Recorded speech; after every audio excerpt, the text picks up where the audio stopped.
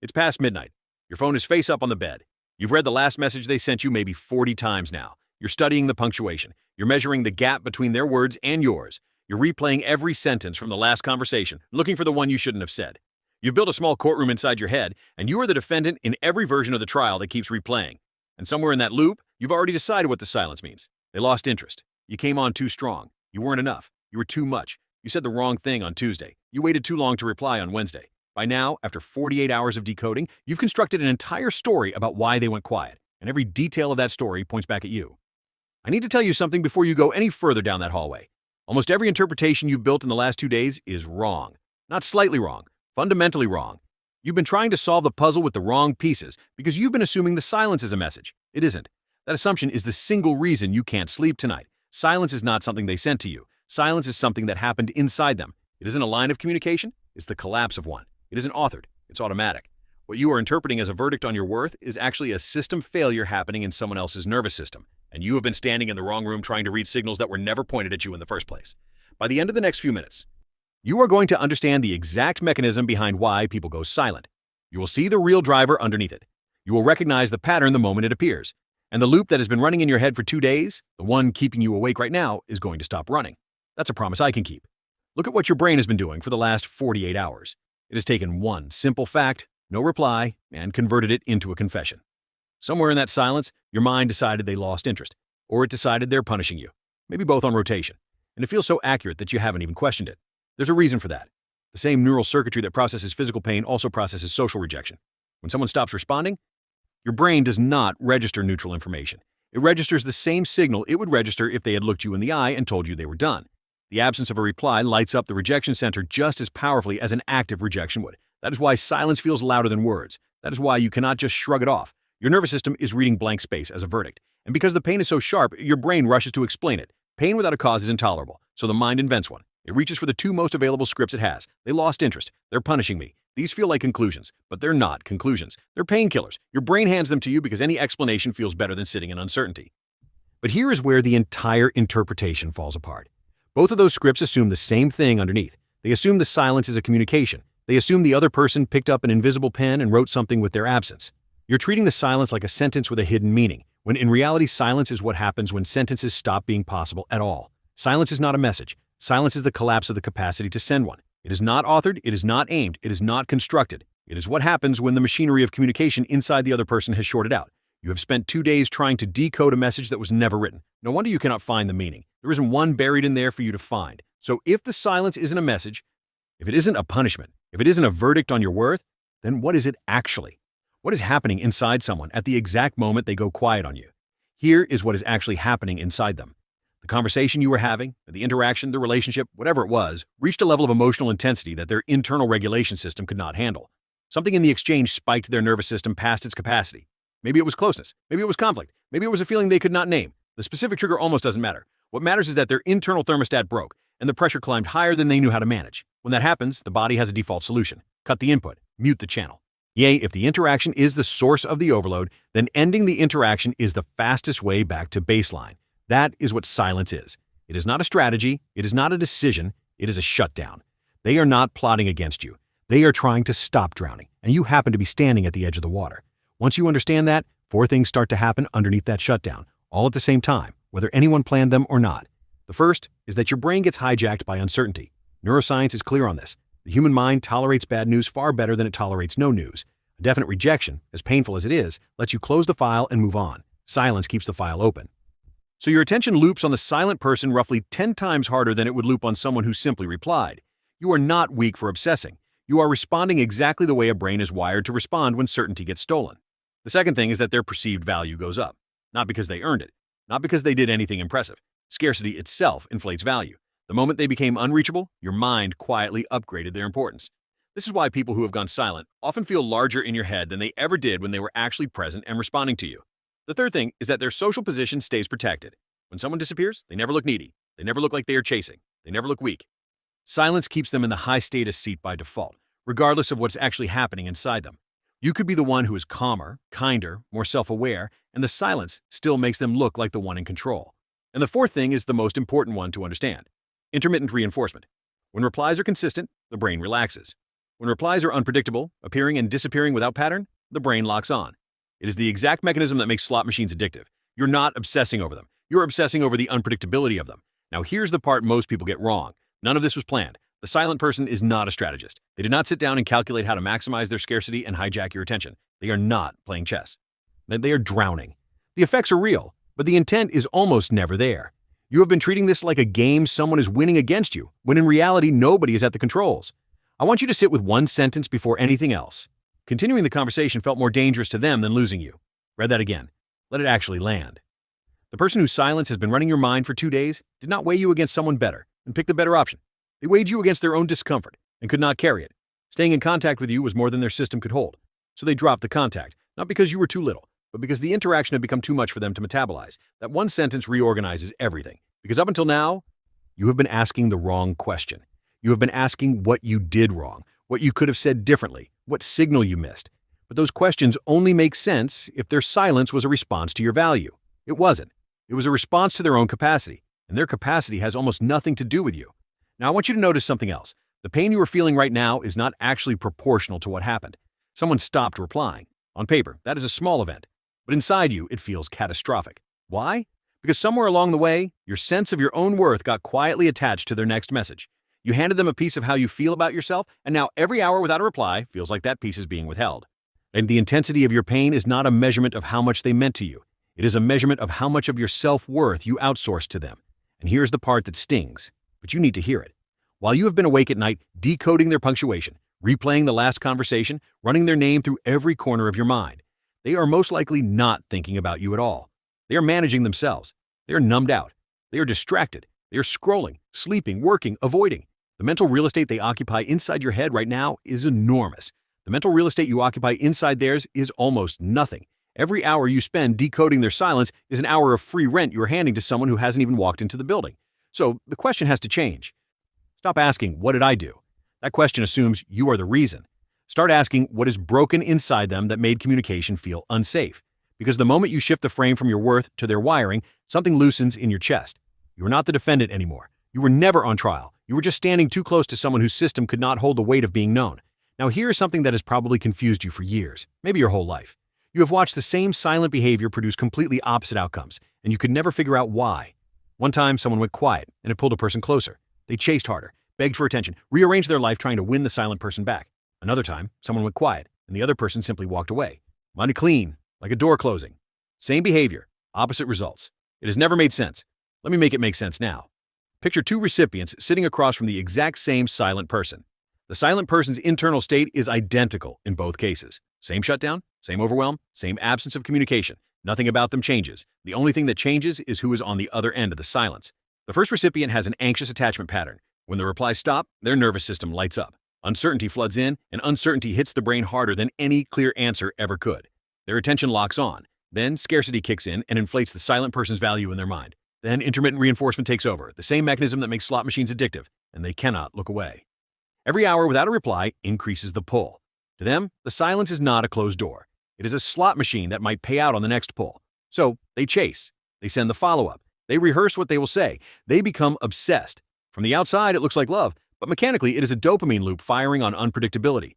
The second recipient is wired differently. They are secure, or they themselves lean avoidant. When the replies stop, their nervous system does not spike. It reads the data cleanly. No reply means no interest. No interest means no investment needed. They do not loop. They do not decode. They do not build a courtroom in their head. They simply close the file and move on. To them, the silence is not mysterious. It is just information, and the information says leave. So they leave, often permanently, often without a second thought. Same silent person, same behavior. Two completely different results. One person spirals into obsession, one person walks away without looking back. And here's the punchline that I need you to actually absorb. The silent person did not choose either outcome. They did not craft the silence for the anxious recipient. They did not craft it for the secure one. They are the same person doing the same thing. The outcome was never decided by them. It was decided entirely by the wiring of whoever was standing on the other end. This is why silence feels so personal. You assume it was aimed at you, calibrated for you, sent with intent. It wasn't. The chase you feel, the obsession, the inability to let go, those are not signals about the silent person's power or your weakness. Those are signals about your own attachment system and how it responds to uncertainty. Every past experience you have had with someone going quiet, every time you could not stop thinking about them, every time you watched someone else seem unaffected by the exact same treatment, it was never about who the silent person was. It was about which nervous system they happened to land in front of. Now that you understand the mechanism, I want to give you something practical. Not all silences are the same. There are 5 distinct versions of this behavior, and once you can tell them apart, you stop guessing and start diagnosing. Each one has a different origin inside the silent person, and each one has a small tell you can actually spot if you know what to look for. The first is the avoidant shutdown. This one happens when things got close. But we're too close. You shared something real. They shared something real. The emotional temperature climbed, and for them, closeness registers as danger. Their system does not distinguish between intimacy and threat, so they pull back to restore safety. The tell is timing. The silence almost always arrives right after a moment of connection, not after a fight. If you catch yourself thinking things were actually going well right before they went quiet, you're probably looking at an avoidant shutdown. The second is the strategic power move. This is the one where they noticed they were becoming too available, and some part of them got uncomfortable with how easy things were starting to feel. So they pulled the replies to reset the balance. The tell here is that the silence is partial and performative. They go quiet to you, but they are visible everywhere else. Online, posting, active, responsive to other people. The silence is aimed, not automatic. It is the one version of this behavior that is actually calculated, and it is rarer than people assume. The third is conflict phobia. Something in the next conversation felt impossible to them. Maybe they owe you a hard answer. Maybe you asked a question they do not know how to respond to. Maybe they can feel a difficult talk coming and cannot face it. So they disappear to avoid the discomfort of the conversation itself. The tell is that the silence began right after a message that required something from them. A plan, a commitment, a real answer. They did not go quiet because of you. They went quiet because replying meant facing something they did not want to face. The fourth is guilt ghosting. They did something they regret. Maybe it was small, maybe it was large, maybe it was something you do not even know about yet. Whatever it was, the idea of sitting across from you in a conversation, even a digital one, feels unbearable because they would have to carry the weight of what they did while pretending they didn't. Silence becomes easier than honesty. The tell is a sudden change in tone or presence right before the silence began, a shift you could feel but not name. The fifth is overwhelmed ghosting, and this one is probably the most common and the most misread. Their life flooded. Work, family, health, money, their own mental state, something unrelated to you filled every container they had. When capacity collapses, communication is always the first thing cut, because replying requires emotional bandwidth they simply do not have. It is not about you at all. You just happen to be standing in a room that caught fire for reasons that had nothing to do with you. The tell is that they have gone quiet on other people too, not just you. If you could see their whole life, you would see a person who has gone dim across the board. 5 versions, 5 different internal causes. But here is what they all share, and this is the part almost nobody notices. Silence almost always ends the moment one of 2 things happens. Either their internal pressure drops and their system comes back online on its own, or they need something from you. Attention, validation, logistics, closure, anything. That is when the silence breaks. Not when you send the perfect message, not when you finally figure out what you did wrong. Their silence runs on their timeline, not yours. And it ends when their system decides, not when you perform your way back into their inbox. Now I need to stop you before you take the next step. Because right now, in this moment, your nervous system is pushing you toward 4 specific actions, and every single one of them will make this worse.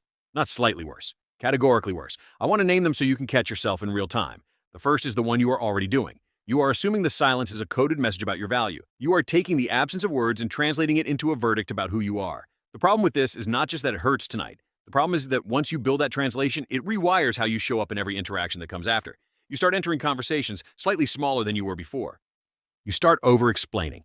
You start scanning for signs of withdrawal in people who are never going to withdraw. One person's shutdown becomes the filter you view everyone else through, and you distort your own future for something that was never about you in the first place. The second is the urge to reach out again, to send the follow-up, to send the explanation, to send the long message you have been drafting in your head all day. I need you to understand the mechanism here, because it is counterintuitive. Every additional message you send does not pull them back toward you. It raises the pressure inside them even higher, which means it increases their need to stay silent. Remember what silence actually is. It is overload management. More input equals more overload equals more shutdown. Every follow-up you send is a log thrown on the fire you're trying to put out. The third is the opposite mistake, and it is just as destructive. Passive waiting. Sitting there, phone in hand, doing nothing, while your nervous system spirals for hours or days. This feels like restraint, but it isn't restraint. It is paralysis. You're not regulating yourself. You're just handing your emotional state over to whoever sends the next notification. Your calm, your sleep, your focus, your sense of self. All of it is now held hostage by a message that may never come. Waiting without regulating is not patience. It is outsourcing your entire emotional system to someone who is not even thinking about you. The fourth mistake is quieter than the others, but it shuts more doors than any of them. You decide the temporary silence is permanent. Now you write them off in your head. You build the story that they are gone forever, that this is who they are, that the relationship is over, that the friendship is dead. You do this to protect yourself from hoping. But silence, as we have now established, almost always ends when their internal pressure drops. By locking the door early in your own mind, you close possibilities that were never actually closed on their side. You grieve something that was only paused. 4 mistakes, 4 different shapes, but underneath all of them sits the same root, and I want you to see it clearly. Every one of these mistakes comes from the same mistake. You are treating the silence as something to solve, a puzzle to crack, a problem to fix, an equation with a hidden answer that will release you from this feeling if you can just find it. It is not any of those things. It is information to absorb. The moment you stop trying to solve it and start simply reading what it tells you about them, every one of these 4 traps loses its grip. Now, I am going to give you the protocol. 5 principles. Follow them in order, and the silence stops running your life. This is not theory. This is what you actually do, starting tonight. Principle 1. Treat the silence as information about them, never as a verdict on you. Every time your mind starts building a case against yourself, stop and ask a different question. Not what did I do? Ask, what does this tell me about their capacity? Their capacity to stay in hard conversations. Their capacity to be honest when things get uncomfortable. Their capacity to hold closeness without shutting down. The silence is a data point about their internal wiring. It is not a review of your worth. The moment you read it that way, the weight comes off your chest because you are no longer holding something that was never yours to carry. Principle 2. Mirror the silence immediately. 0 chase, 0 explanation, 0 performance. Do not send the follow-up. Do not send the clarifying message. Do not send the casual message designed to look casual. Do not send anything at all. This is not a power move, and it is not revenge. It is the only response that matches the reality of the situation. They went quiet because their system was overloaded. Your silence gives that system room to come back online, or it gives you the clean information you need when it doesn't. Either way, you stop pouring fuel on the fire. Principle 3. Use the gap to regulate your own nervous system instead of outsourcing it to their next text. This is the part most people skip, and it is the part that actually changes everything. Put the phone down, move your body, eat something, sleep, call someone who actually picks up. Do the ordinary things that bring your system back to baseline. You're not killing time until they reply. You are building the version of yourself that does not need their reply to feel okay. Every hour you spend regulating yourself instead of refreshing their last scene is an hour you take back from them and return to your own life. Principle 4. Screen earlier in the future. Once you recover from this, and you will, start paying attention differently in new relationships. Watch for how people behave when conversations get uncomfortable.